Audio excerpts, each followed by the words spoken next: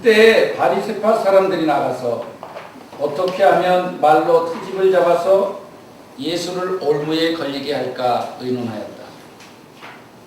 그런 다음에 그들은 자기네 제자들을 헤롯 당원들과 함께 예수께 보내어 이렇게 묻게 하였다. 선생님, 우리는 선생님이 진실한 분이시고 하나님의 길을 참되게 가르치시며 아무에게도 매이지 않으시는 줄 압니다. 선생님은 사람의 겉모습을 따지지 않으십니다. 그러니 선생님의 생각은 어떤지 말씀하여 주십시오.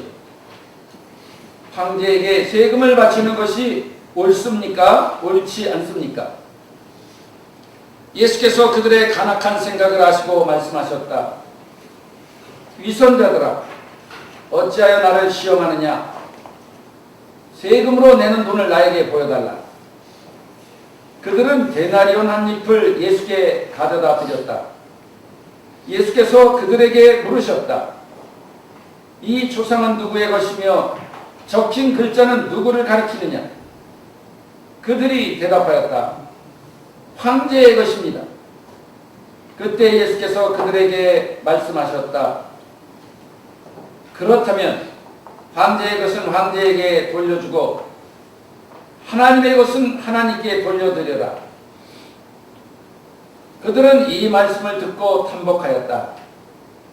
그들은 예수를 남겨두고 떠나갔다. 바리새파 사람과 헤롯 당원들은 로마의 황제 가이사에게 세를 바치는 것이 옳은 것인지 아닌지를 물었습니다. 당시 이스라엘에서는 로마의 식민 통치에 반대하는 사람들이 많았기 때문에 이것은 매우 민감한 질문이었습니다. 바치라고 하면 이스라엘 백성들의 반감을 살 것이고 바치지 말라고 하면 로마의 반역죄로 고발되어 처형될 것입니다. 바치라고 할 수도 바치지 말라고 할 수도 없는 매우 곤란한 질문으로 주님을 함정에 빠뜨리려고 하는 것입니다. 주님은 당시 사용되는 동전을 가져오게 하시고 그 동전의 글과 그림이 누구의 것인가를 물으셨습니다.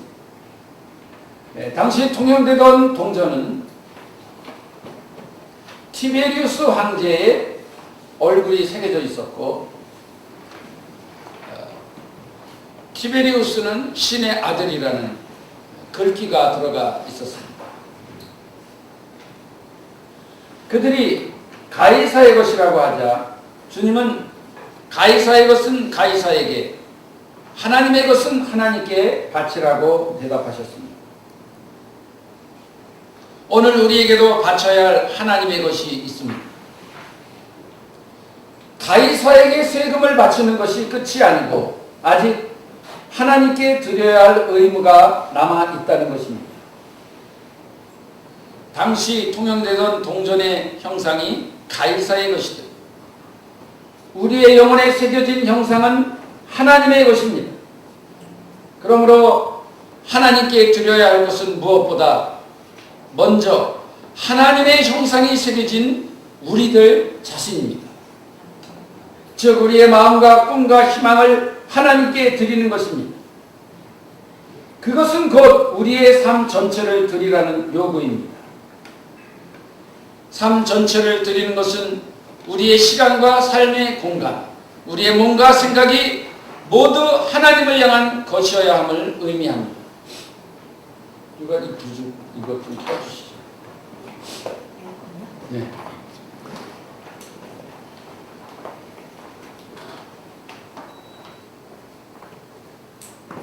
이 선풍기도 좀 주시죠. 네, 감사합니다.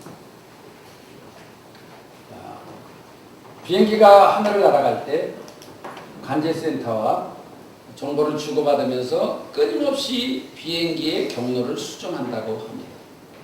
우리가 볼 때는 그저 아무런 고민 없이 날아가는 것 같지만 순간순간 경로를 그 GPS에 맞춰서 수정하면서 가기 때문에 올바른 항로를 갈 수 있다는 것입니다. 한 주간을 살면서 우리는 하나님을 잊어버리고 나의 즐거움과 성공과 욕망을 위해서 나도 모르게 살아갈 때가 있습니다. 그때마다 다시 하나님을 생각하면서 하나님의 영광을 위해서 우리의 삶의 목적과 우리의 삶의 동기를 수정해야 합니다. 하나님의 것을 하나님에게 드릴 수 있는 줄 믿습니다. 오늘의 말씀을 통해 여러분의 삶이 하나님 앞에 드려지므로 하나님께서 주시는 지혜와 축복을 누리시는 여러분들이 되시기를 바랍니다. 아멘. 첫째, 하나님께 드려야 할 예물은 마음의 진실입니다.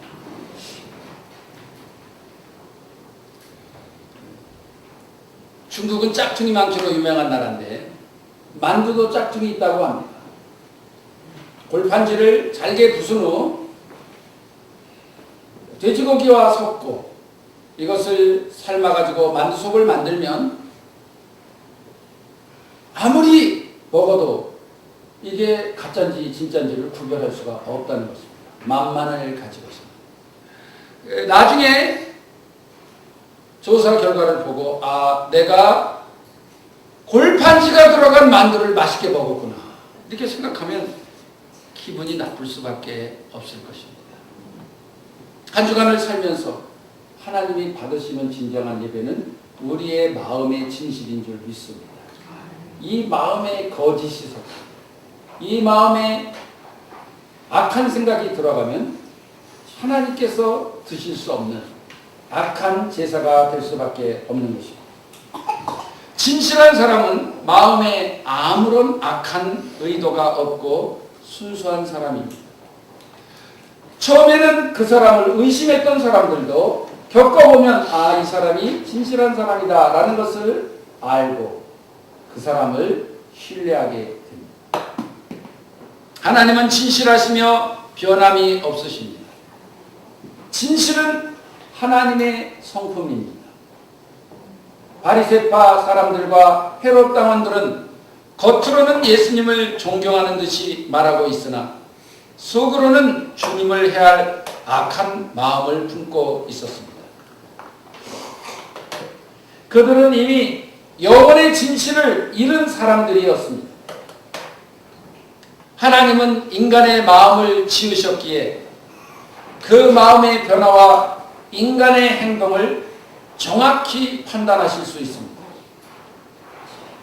예수님은 그들의 악한 의도를 다 알고 계셨습니다. 마음의 진실을 잃어버린 사람은 자신의 영혼을 마귀에게 팔아버린 자입니다. 마귀는 모든 거짓의 악이라고 했습니다. 진실을 잃어버리는 순간 우리는 마귀를 아버지라 부르는 사람이 된다는 사실. 주님은 우리의 잃어버린 진실을 찾아주시려고 이 땅에 오셨습니다. 예수님은 십자가에서 악한 인간을 향한 변함없는 사랑의 진실을 보여주셨습니다. 구원은 십자가 앞에서 자신의 추악함을 발견하고 통곡함으로 진실을 회복하는 것입니다. 저에게도 나의 추악함 때문에 십자가를 붙들고 통곡하던 시간이 있었습니다. 내가 아직 나의 진정한 모습을 발견하지 못했을 때 나는 잘난 줄 알았고 나는 진실한 줄 알았는데 군생활의 어려움 속에서 자신이 편해보고자 남들을 이용하고 또 자신이 편해보고자 꾀를 부리는 자신의 모습을 보면서 저는 저의 악함을 발견합니다. 그때 제가 전방에서 철책선에서 6주간 작업을 했는데 아주 그 작업이 너무 힘든 작업이었어요. 아침에 해 뜨고 나면 삽 들고 나가서 밥 먹기 전에 2시간, 밥 먹고 나서 오전 오후 또 저녁 먹고 햇불 켜놓고 밤 10시까지 너무너무 힘들고 어려운 작업이었는데 제가 땡땡이 수칙을 만들었어요. 놀면서도 허리를 펴지 않는다. 다른 사람들 보면 일하는 것 같잖아요. 쉬면서도 삽을 놓지 않는다. 마렵지 않은 오줌도 자꾸 둔다. 오줌 들어가는 시간은 쉴 수 있으니까 마렵지 않은데도 가서 그냥 서 있는 거예요. 오줌 넣는 것처럼. 그래서 쉬는 것처럼 그렇게 했고, 나는 피리 부는 사나이 거기다가 가사를 바꿔서 나는 농땡이 치는 사나이, 뭐 그런 노래도 부른 적이 있습니다. 정말 나라를 위해 부름받았지만 내 몸이 힘들고 피곤하니까 꾀를 부리게 되고, 또 다른 사람들에게 내 일을 전가하게 되는 그런 비굴한 나의 모습을 너무나도 적나라하게 발견하고 나서 나는 다른 것 때문에 운 것이 아니라 나의 추악함 때문에 하나님 앞에 물었습니다. 하나님, 내가 악한 자입니다. 예수님께서 원하시는 것은 도덕적인 완전함이 아니라 진실함입니다. 예수님께서는 성전에서 기도하는 두 사람을 말씀하셨는데, 한 사람은 바리새인으로서 겉으로 볼 때는 도덕적으로 완전한 사람이었습니다. 그는 나는 하나님 앞에 11조도 바치고 예배도 빠지지 않고 나는 일주일에 2번씩 금식도 합니다. 그 곁에는 세금을 걷는 세리가 있었는데, 그는 하늘을 쳐다보지도 못하고 가슴을 치면서 하나님, 나는 죄인입니다. 누가 진실을 하나님께 드렸다고 생각하십니까? 예수님께서는 바리새인이 아니라 이 세리가 하나님께 위로를 받고 돌아갔다라고 말씀하셨습니다. 하나님의 원하시는 제사는 상한 심령입니다. 하나님이 한 주간도 정직하고 바르게 살려고 했지만 그렇게 살지 못했습니다.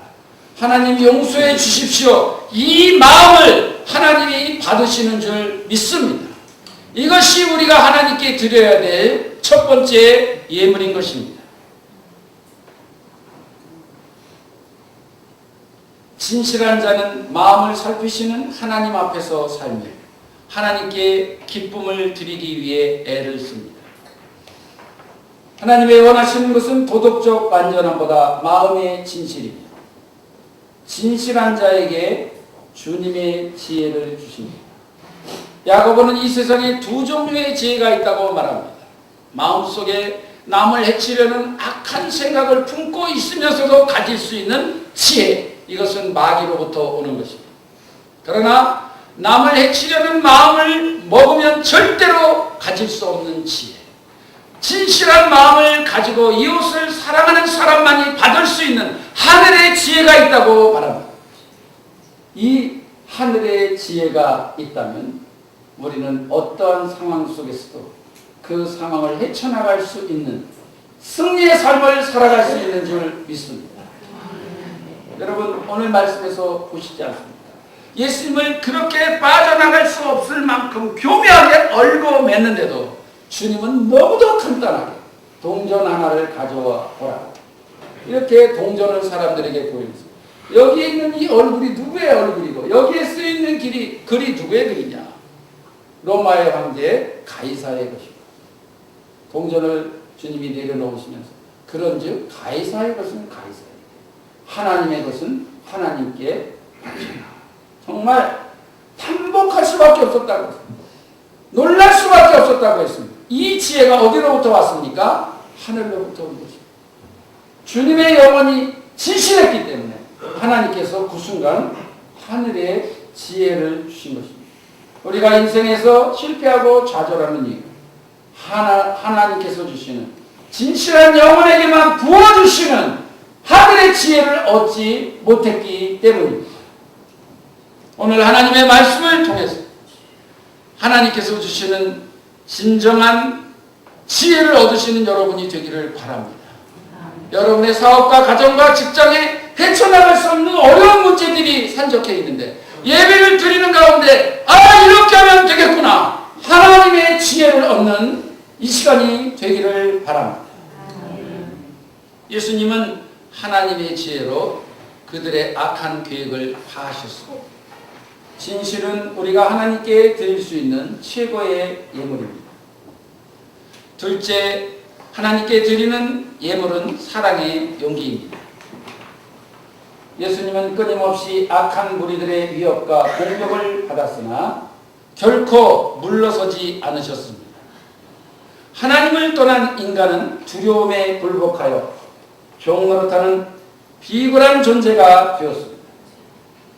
주님은 십자가에서 모든 인간을 두려움으로 무릎 꿇게 한 죽음 앞에 홀로 서셨습니다.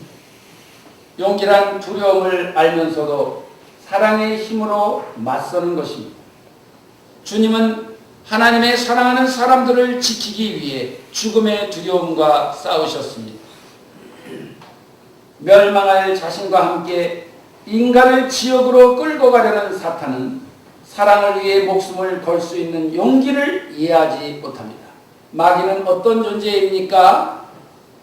이왕에 지옥 갈 수밖에 없는 몸, 나 혼자만 지옥 가는 것은 억울하니까 어떻게 해서든지 한 명이라도 더 유혹해서 나와 같이 지옥에 끌고 가야겠다. 이것이 마귀의 실체입니다. 그렇기 때문에 마귀는 사랑을 위해서 자신을 희생하는 이 용기를 이해할 수 없다는 것입니다. 악은 언제나 사랑의 용기 앞에서 패배합니다. 자신의 이익만을 찾아 떠난 사랑하는 조카 롯을 살리기 위해 아브라함은 수십만의 연합대군과 싸워 이겼습니다. 자기 집에서 훈련시킨 385명의 종들, 그 종들을 가지고 어떻게 수십만의 대군과 맞설 수 있겠습니까?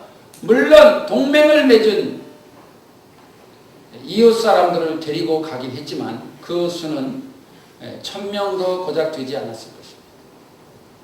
이렇게 적은 수의 군사를 가지고 수십만 대군을 급습하여서 왕들을 죽이고 포로로 잡혀가던 조카 롯의 가족들과 소돔성의 사람들을 되찾아올 수 있었습니다. 이 무모한 용기가 어디서 나온 것입니까? 사랑하는 조카 롯을 구하고자 진실한 사랑에서 나온 것입니다. 또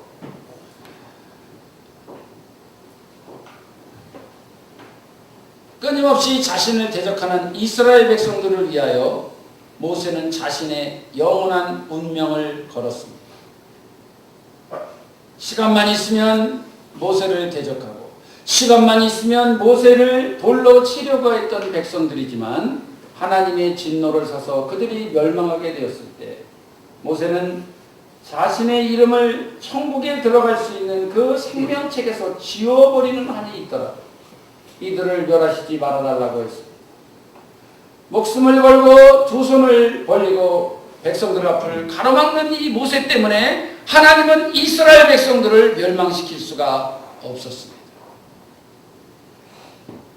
백성들은 자신들을 구한 영웅을 저버렸으나 다윗은 모든 백성들이 착취당하지 않고 하나님을 경외하며 평화롭게 살아가는 공평과 정의의 세상을 꿈꾸었기에 불의한 권력 앞에 굴복하지 않았습니다.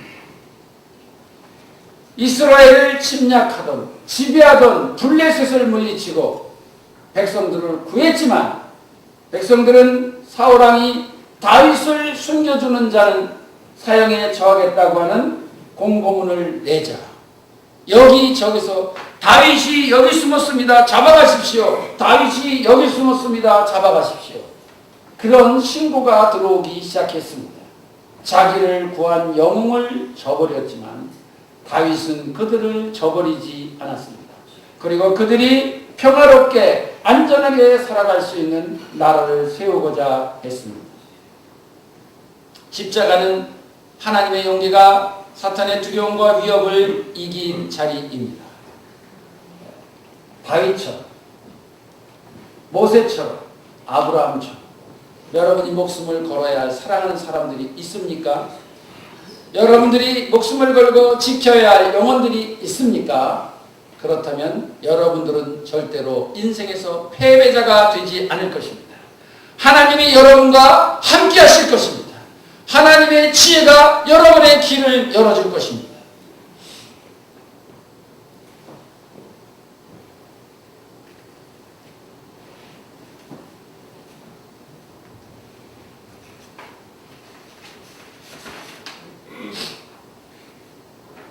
히틀러 당시 나치 군대는 주변의 나라들을 하나씩 점령해 나갔습니다. 그리고 자신들이 점령한 나라에서 유대인들을 찾아내어 그들을 사형에 처했습니다.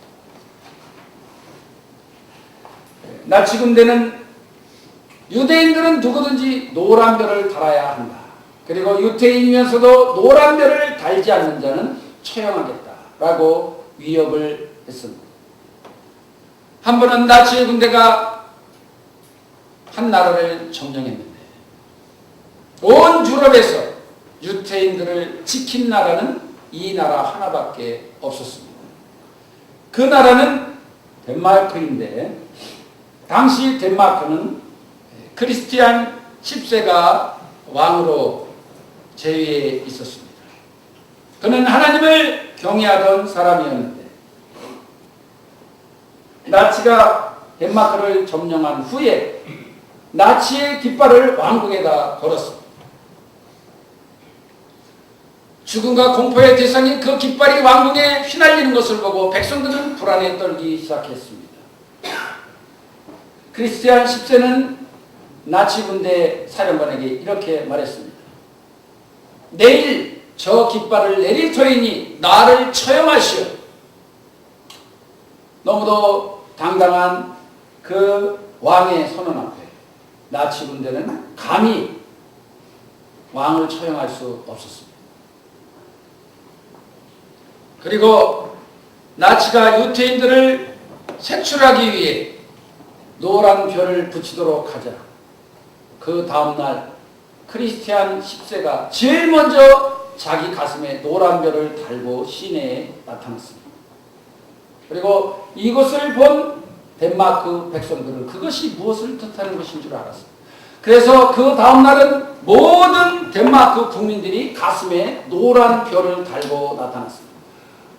거리에 있는 모든 사람들이 다 노란 별을 달고 다니니 나치 군대는 누가 유대인인지 누가 유대인이 아닌지를 구별할 수가 없었습니다. 2차 세계대전이 끝날 때까지 덴마크에 있는 유대인들은 단 한 명도 처형되지 않았습니다. 유태인들의 생명 그리고 자신의 나라에 있는 유태인들을 자기의 백성으로 여겨서 그들을 구하기에 목숨을 걸었던 이 왕과 그 왕의 뜻을 알고 동참했던 이 백성들의 용기를 하나님이 받으신 줄 믿습니다. 그리고 감히 나치의 군대가 그들을 해하지 못하도록 하나님께서 막아주셨던 것입니다. 예수님은 죄로 인해서 멸망할 수밖에 없는 우리 인간들과 같이 마치 덴마크의 왕과 백성들이 노란 별을 달고 나타나듯이 주님은 멸망할 우리 인간과 같은 몸을 입고 이 땅에 오셨습니다. 그리고 그 인간의 죄를 위해 십자가에서 죽으심으로 우리를 지옥으로부터 구원해 주셨습니다. 우리를 살리시려고 낮고 천한 세상에 오셔서 우리를 구원하신 하나님, 그분은 임마누엘이신 예수 그리스도이십니다. 오늘도 그분은 우리와 함께 하십니다.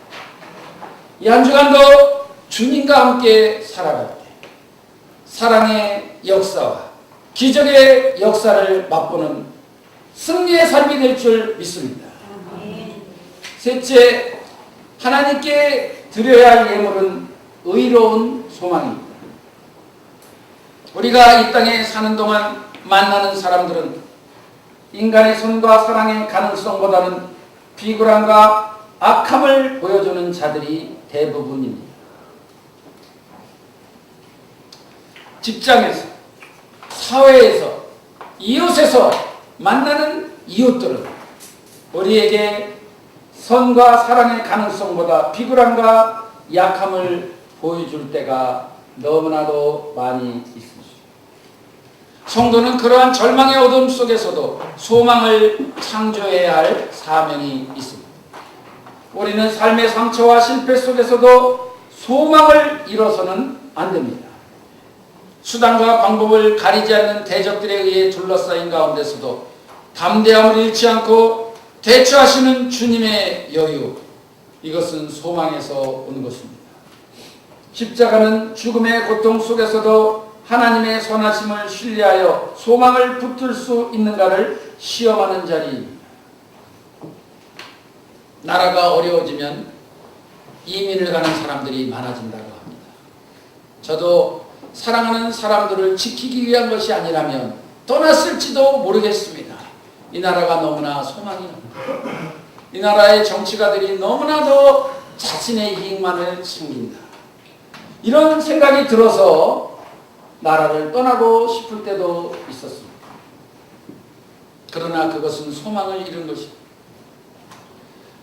어떤 어려움 속에서도 하나님을 믿는 사람들은 나라에 대한 소망을 버리지 않아야 될 줄 믿습니다. 인간에 대한 희망을, 인간은 악보다도 선이 더 많으며, 그리고 내가 상대방을 믿어준다. 그가 나를 일시적으로 배신하고 나에게 상처를 준다 할지라도 변함없이 그를 사랑한다면 그도 언젠가는 사랑의 사람으로 바뀔 것이라는 이 소망을 포기하면 안 됩니다. 이 소망이 하나님이 받으시는 예물이기 때문입니다. 주님은 마지막 순간까지 하나님의 선하심과 부활의 승리를 의심치 않았습니다. 주님은 자신의 죽음을 통해 인간의 역사의 어둠과 절망을 영생의 소망과 빛으로 바꿔야 한다는 것을 알고 계셨습니다. 예수님은 로마의 무력 앞에 살육당하고 파괴될 이스라엘의 운명을 넘어 수많은 나라의 흥망성쇠 가운데서도 소망의 복음이 온 세상에 전파될 것을 아셨습니다. 주님께서 친히 택하시고 양육하신 제자들은 이 땅에 남겨두신 소망의 씨앗이었습니다. 바울은 가는 곳마다 돌로 맞아 죽을 뻔하기도 하고 곤장을 맞기도 하고 또 강도의 위험, 거짓말의 위험, 예수를 믿는 척하지만 접근해서 자신을 오히려 비밀을 알아서 고발하는 거짓 형제의 위험, 수많은 위험을 당하였지만 인간에 대한 희망을 포기하지 않았습니다. 그는 가는 곳마다 교회를 세웠고 결국 역사가는 말하기를 유럽을 향해 가던 바울을 싣고 가던 배는 유럽의 운명을 싣고 가는 배였다라고 했습니다. 이 한 사람으로 인해서 1500년대까지만 하더라도 유럽과 아시아가 별로 문명의 차이가 없었다라고 합니다. 근데 지금은 유럽의 문명이 엄청나게 발전하게 된 것이죠. 바로 바울이 전한 이 복음 때문에 유럽과 아시아의 운명이 갈라진 것입니다. 그렇기 때문에 유럽을 향해서 가던 바울을 싣고 가던 배는 유럽의 운명을 싣고 가는 배였다. 하나님은 소망을 잃지 않는 자를 통해 일하십니다. 소망을 잃지 않는 자를 통해 역사를 변화시킵니다. 국가를 변화시킵니다. 사회를 변화시킵니다.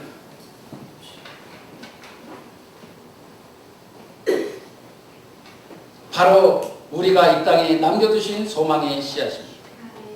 건강이나 재물을 잃어버리는 것보다 희망을 잃어버리는 것은 가장 큰 손실입니다.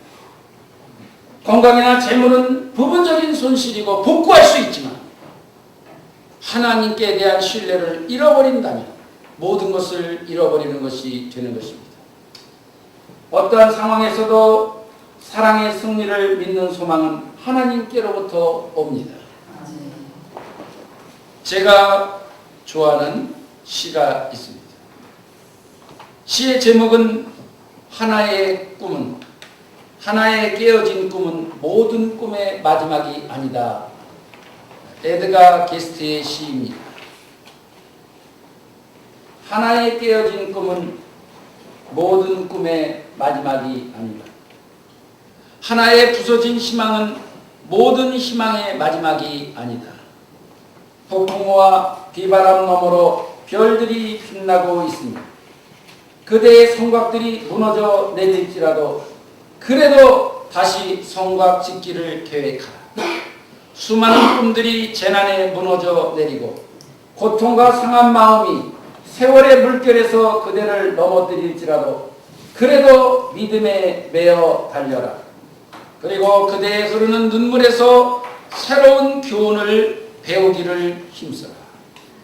여러분, 일제시대 때 나라를 바라버린 매국노가 있었고 나라를 위해 목숨을 바친 애국자들이 있었는데 이들의 차이가 무엇이라고 생각하십니까? 소망을 잃어버렸느냐 붙들었느냐의 차이라는 것이죠. 매국노들은 이 나라가 죽었다라고 생각을 했어요. 희망이 없다고 생각해요. 애국자들은 이 나라가 지금은 잠들어 있지만 언젠가는 다시 깨어날 것이라고 소망을 버리지 않았습니다. 소망을 버렸느냐 버리지 않았느냐가 매국노와 애국자를 가르는 시금석이 되었습니다. 오늘 우리에게 있어서도 마찬가지입니다. 3.1운동은 잠들었던 독립의 의지를 일깨운 운동이었고 이 운동을 기점으로 해서 강대국의 지배를 받던 아시아의 많은 국가들도 깨어나게 되었습니다. 그래서 시인 타고르는 우리나라를 가리켜 아시아의 등불이라고 말했습니다. 소망을 잃지 않은 일제의 잔혹한 탄압 속에서도 민족이 다시 깨어날 것을 의심치 않았던 이 소망으로 인해서 세계를 깨운 것입니다. 이 약한 나라가 세계를 깨울 수 있었기 때문에 아시아의 등불이라고 했던 것입니다. 오늘 경제적으로도 힘들고 많은 사람들이 어려움을 겪고 있습니다. 특별히 자영업을 하고 있는 분들, 연금을 털어서 작은 사업을 시작했는데 바로 옆에 비슷한 업체가 들어와서 매출을 잘라먹고 최저임금 인상으로 인해서 자신에게 돌아가는 돈이 7천만 원을 투자해서 자영업을 했는데 한 달에 10만 원만 남는데 아니 적자 안 버는 것만 해도 다행이라고 생각할지 모릅니다. 그러나 소망을 버리지 마시기 바랍니다. 하나님이 함께 하시면 소망이 있습니다. 우리의 문제를 가지고 주님께 나가면 죽은 것이라고 생각할 수밖에 없던 우리의 문제들이 다시 깨어나는 소망을 체험할 수 있습니다. 다 같이 기도하겠습니다.